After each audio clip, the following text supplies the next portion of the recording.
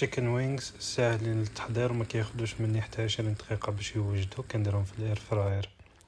عندي الجناح نتاع الدجاج كنغسلهم، ندير لهم الخل باش ما تبقاش الريحه نتاع الزفوريه. موراها كندير شويه ديال الثومه بودر، وكنزيد الملح.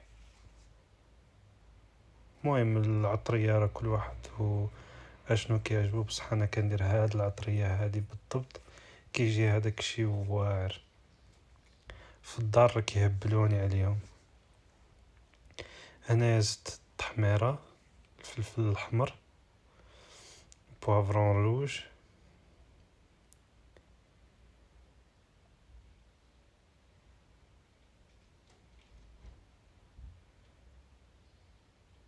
موراها الفلفل الكحل. كل واحد وكيفاش كيسميهم. المغرب ديالنا كبير وعريض، كل منطقه حنا كنقولوا فلفل الكحله. هنا غادي نزيد هاد لاصوص حاره غير شويه، ما تش ندير بزاف، لانه الا كان حار بزاف كيمشي داك المذاق نتاع الحلاوه نتاع الدجاج، كتبقى تحس غير بالحروريه. هنايا درت الزعتر، شويه ديال الزعتر انا بعدا فيا الطبيعه نتاع الزعتر، اي حاجه درتها كندير فيها الزعتر كيجي واعر، كيعطي واحد المذاق خطير.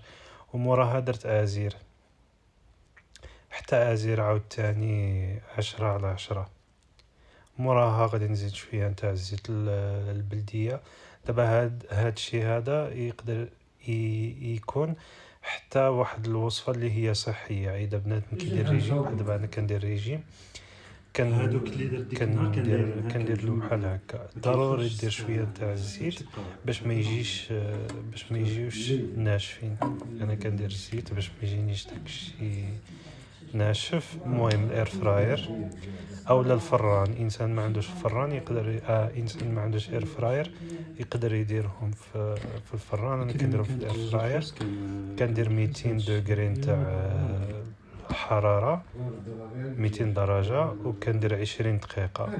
ما كتوصلش حتى 20 دقيقه كيكون هذاك الشيء طاب ووجد.